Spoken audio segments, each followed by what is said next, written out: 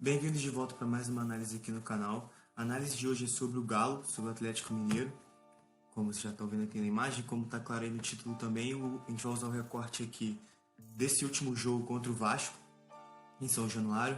O Vasco do Luxemburgo venceu de 3-2, uma partida aí que o Galo jogou bem mal.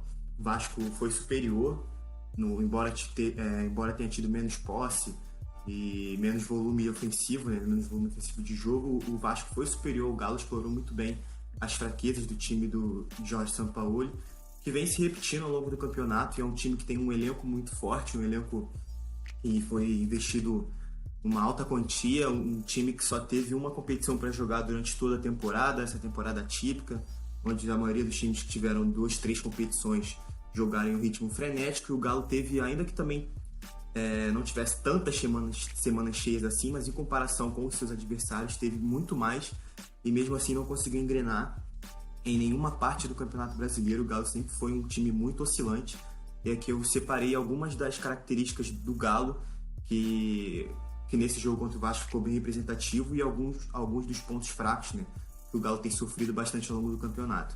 Primeiro, as dinâmicas para cruzamento. O Galo é um time que gera muitos cruzamentos,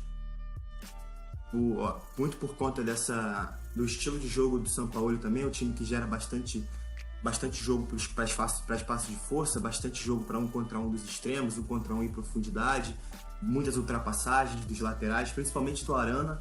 O Guga sustenta um pouco mais por dentro. O Arana, quando joga por dentro no entrelinhas, vai ver que foi assim contra o Vasco, ele mesmo que ele esteja situado por ali, tem muito da intenção de fazer com que ele ataque esse corredor do meio espaço, faça essa ultrapassagem por dentro, para também servir como um jogador de profundidade quando precisar, até entrando para finalizar.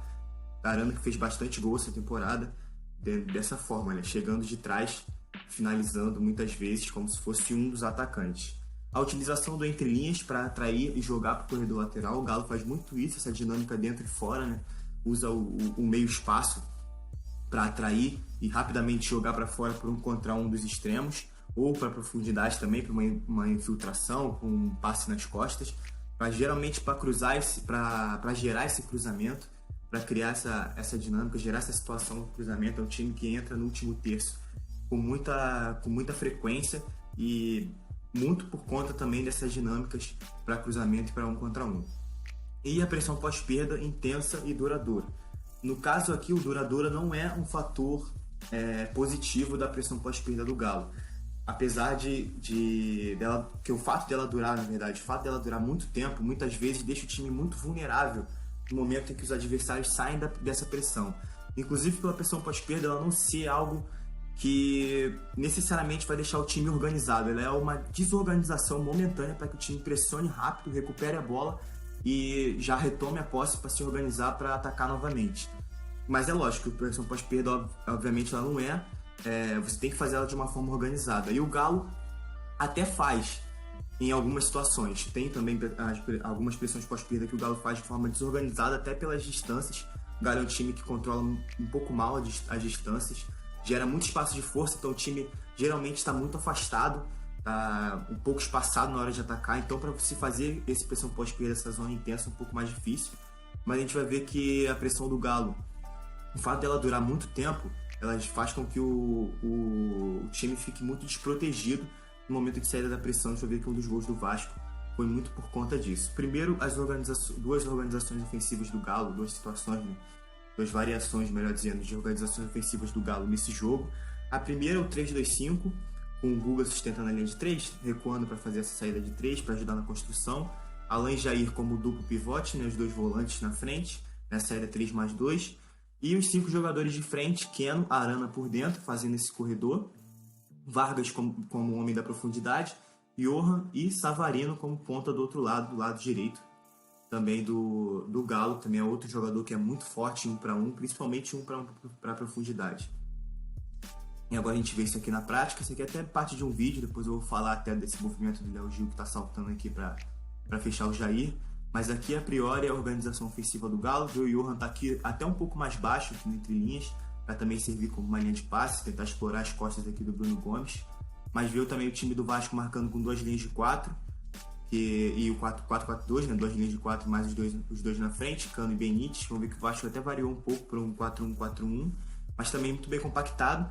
Mas o Vasco, em muitas situações do jogo deixou algumas janelas que o Galo tentou aproveitar, mas muito também pela essa falta de jogo interior do Galo. O Galo não é um time que interioriza muito o jogo, joga mais por fora.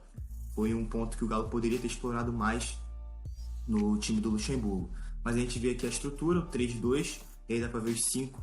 Na verdade, no quadro da imagem não dá, né, que ficou um pouco fora.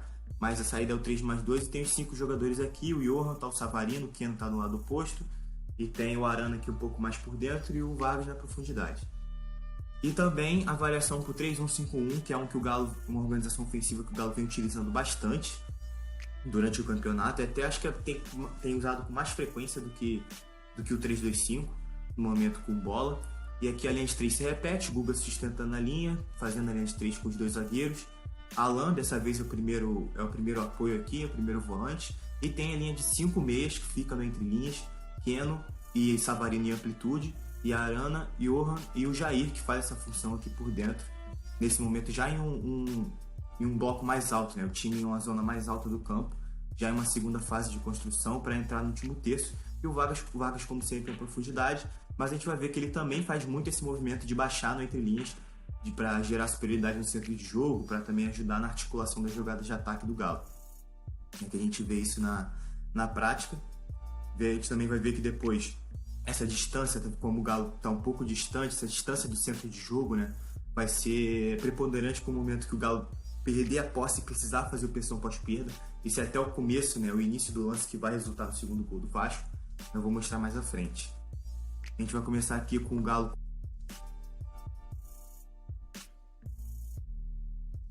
ver o Alonso aqui gerando 1-1 já com o Keno. Nesse momento o Keno um pouco distante. Olha como o Vasco sempre tem também essa característica com o Luxemburgo, e com o Sapinto tinha também, mas com o Luxemburgo está um pouco mais evidente, de pressionar bastante a bola, cobrir bastante o portador, fazer com que tivesse o menor número de bolas descobertas possível, ainda mais para o time do Galo, né, que é um time muito rápido, muito bom nessa infiltração. Então, ainda mais para que o Arana não pudesse explorar esse corredor. Então, o momento que tivesse essa janela aqui muito grande, sempre tinha um dos jogadores da linha de 4 para fazer essa cobertura, no caso é o Pikachu, vai aqui saltar no Arana. E a gente vê que o Vasco também usou um tipo de marcação por encaixe, a referência era o homem, tinham perseguições médias, mas o Galo também não soube fazer o uso, não soube circular a bola com velocidade, não soube ter tanta mobilidade para tirar proveito desses encaixes do time do Vasco, sobretudo por dentro, né, no jogo interior, que o Vasco dava bastante espaço, mas me parece que foi proposital para que o Vasco gerasse o mínimo possível de situações pelos lados, por onde o Galo é muito forte. Acabei aqui voltando, dar uma avançada. Vai ver aqui mais uma vez as duas linhas, o Arana aqui dentro. Vai ver que o Keno não vai ter espaço, vai retomar o jogo. E o Galo retoma, vai começar a construir mais uma vez. E a gente vê aqui também um fator importante dessa partida que também ajudou para o Galo, para a ineficiência do Galo na construção, foi essa situação do Thales saltando pressão em cima do Guga. Thales, a priori, era responsável por compor, né? Me faltou aqui agora o verbo. Era responsável por compor a linha de 4 do Vasco, e ele saltava pressão sempre muito rápido no Guga, para impedir que ele tivesse espaço para fazer essa diagonal longa, procurando o lado oposto, né? Procurando o Keno. E a gente vai ver que o Guga aqui não vai ter opção, vai tentar fazer o lançamento, vai perder e o Vasco já retoma. E olha a distância, como a pressão do Galo, nesse caso aqui, é passiva, os jogadores estão do lado. Nesse caso nem é uma impressão pós-perda, o time está mais preocupado em recompor, mas a gente vai ver que depois vai ensaiar, tá vendo? Depois o Galo ensaia uma pressão pós-perda, mas aí o Vasco já tem o espaço necessário para desafogar, tirar a bola da pressão. Aqui mais um exemplo.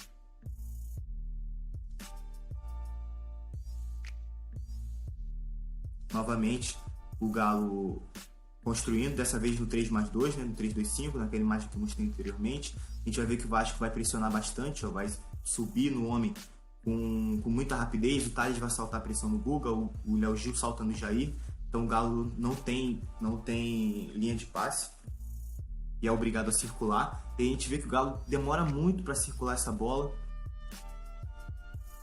mas mesmo assim vai encontrar a jogada, no caso aqui, num passe que o Júnior Alonso acha na janela, do 4-4-2 do Vasco, que tinha muitas janelas, a gente vê que o Vasco rapidamente se compacta. Nesse momento é importante, acabei voltando sem querer, esse momento é importante por conta das distâncias do Galo mais uma vez, ver que a bola no momento que chega no Guga e ele aciona o Savarino no 1 contra 1, é muito difícil que ele consiga aqui criar, mesmo que ele vença o duelo no contra 1, criar uma jogada de perigo, não só por conta da distância que ele está do último terço, mas pelo fato do Vasco ter superioridade. O Thales rapidamente vai recompor aqui e o Léo Gil teria a possibilidade de cobrir também, ou então de cobrir o próprio Castan, que precisasse cobrir em uma situação de duelo vencido pelo Henrique. Então o Vasco está bem organizado aqui defensivamente e o Galo não faz muita questão nesse momento de gerar linhas de passe no centro de jogo. O Arana, que teria a possibilidade de baixar aqui no Savarino para ter mais uma opção de passe, para tentar uma tabela ou uma jogada de terceiro homem, uma dinâmica de terceiro homem, mas o Arana não faz e o Galo acaba virando presa fácil para a marcação do Vasco, que mais uma vez impede uma jogada de construção na segunda fase, que seria em tese uma tabela do Savarino com o Guga. Aqui mais uma vez, já vê que mais uma vez o Alonso, que é um jogador muito bom do Galo, ele tem essa facilidade para encontrar o entre linhas, ele tem essa facilidade para achar o passe na janela, e aqui mais uma vez ele vai achar outro passe no Vargas, que está fazendo esse recuo, está baixando entre linhas para ajudar a articular, e a gente vê que o Galo rapidamente joga para fora de novo, na dinâmica que foi a dinâmica de usar o corredor central para rapidamente jogar para o corredor lateral e gerar 1 contra 1, mas mais uma vez Savarino tenta o cruzamento e a bola bate no Henrique.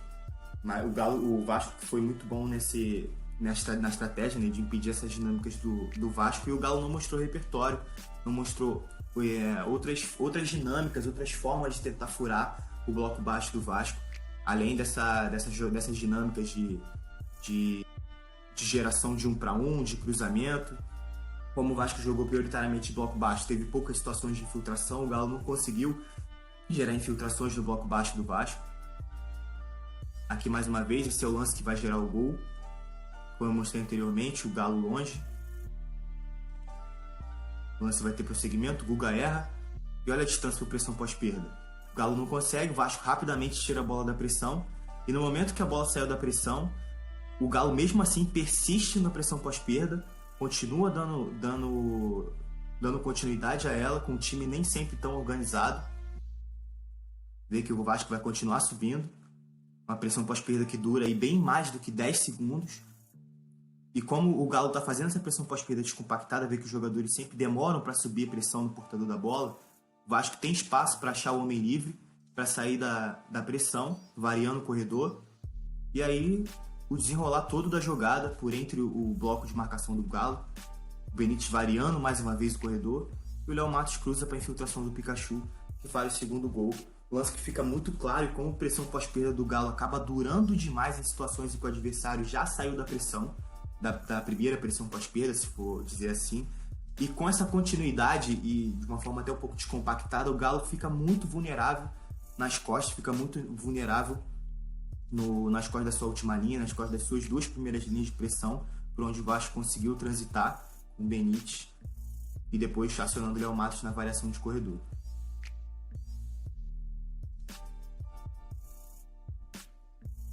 Avançar, esse é o gol. Para ver aqui agora o Galo, pressionando em bloco alto, mas só que mais uma vez um pouco descompactado, vê que o Galo inicia essa pressão aqui no começo com os dois homens, fazendo aqui impedindo a superioridade dos dois zagueiros, mas no momento que a bola entra no Marcelo Alves, o Bruno Gomes já faz o movimento até muito inteligente, já faz o movimento para criar a linha de passe, e o Galo está descompactado, não tem nenhum volante que está subindo aqui para tirar esse espaço do Bruno Gomes, fazer uma pressão nas costas. Bruno Gomes vai receber essa bola. No momento que o Vargas tenta recuperar, já era. E a partir daqui geram-se todos os desequilíbrios da jogada necessários para o Vasco conseguir fazer o gol. O Benítez, que é um jogador muito associativo, já viu que ele vai se associar com praticamente todos os jogadores, variando o corredor, basicamente implodindo a marcação do Atlético, jogando por dentro, aparecendo no meio espaço, se associando, buscando a variação de corredor. Você vê que ele vai se posicionar de novo em uma triangulação do Vasco, a dinâmica de terceiro homem para ele receber essa bola no meio espaço mais uma vez, com a perna boa, né, virado para a perna direita, pé invertido. Ele vê a infiltração do Cano, aciona, o Cano domina e faz esse golaço. Mais uma vez aí, ó, um exemplo da marcação do Galo, dessa marcação em bloco alto. Ela é perigosa, você realmente escolhe correr o risco, mas o Galo mostrou muita descompactação, tem mostrado ao longo do campeonato muita descompactação. Impressão alta nem tanto, esse gol do Vasco até foi uma espécie de exceção, mas impressão pós-perda muito, impressão defensiva muito, gerou muito. Então são aspectos que o Galo tem que melhorar para a sequência do campeonato. A ECA agora trouxe alguns números, corroboram com essa análise. O Galo é o terceiro time com mais cruzamentos, tem 71 cruzamentos gerados no campeonato. Vê que é um time que usa muito desse artifício, mas a gente vê também os números defensivos, que é a principal vulnerabilidade do Galo. A oitava pior defesa do campeonato, 41 gols sofridos, terceiro com menos faltas cometidas, que para um time que pressiona alto, que pressiona pós-perda, pode ser um artifício a ser usado para impedir a transição ofensiva do adversário, no caso, parar a transição com falta. E o Galo usa pouquíssimo esse artifício. É o terceiro que comete menos faltas em todo o campeonato.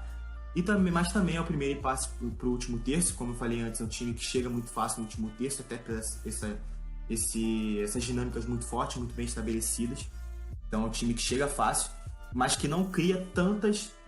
Não cria não, né? Mas que, apesar do volume alto contra blocos baixos, vira e mexe encontra dificuldade, sobretudo para gerar finalizações, gerar situações claras.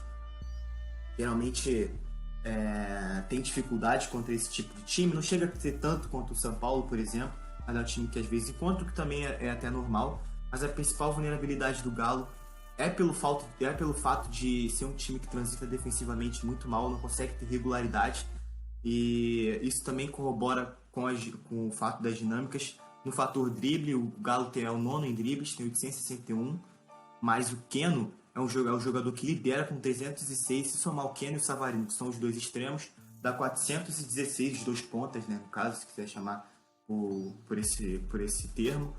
Somam 416 dribles, o segundo em drible só tem 192, então a gente vê que é um time que gera muito 1 para 1 pro Keno, gera muito 1 para 1 pro Savarino, e eles estão sempre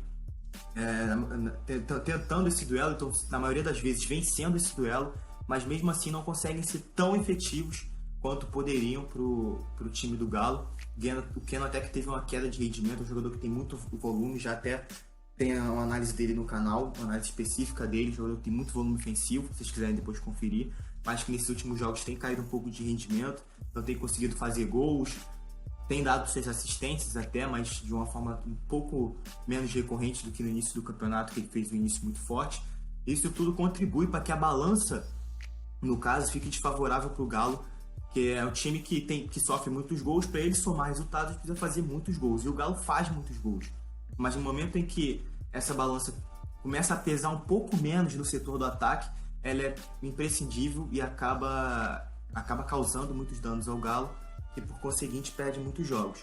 E para encerrar, o desempenho fraco fora de casa, né, que talvez seja esse principal fator, o fator mais impactante que dá para ver do Galo, se baseando só em números, que é o desempenho longe do Mineirão, time que está 4 jogos sem vencer fora de casa nesse momento do campeonato, 2 empates e 2 derrotas, e é um time que tem muita dificuldade, é só o 11º no ranking de mandantes, é o 9º pior mandante da competição. Então, para um time que quer buscar o título, para um time que quer ser campeão, é muito pouco. Então o São Paulo ele vai precisar resolver essas irregularidades, se ainda quiser nessas 6 rodadas, ser o campeão. E no mais é isso, galera. Trouxe uma análise aqui mais curta, né, mais rápida, para mostrar algumas dessas vulnerabilidades do Galo, que tem se sobressaído contra alguns times. E no mais é isso, galera. Se inscrevam no canal, deixem um like, não se esqueça de se inscrever para dar uma moral pra gente aí, pra gente seguir fazendo conteúdo. E até a próxima análise.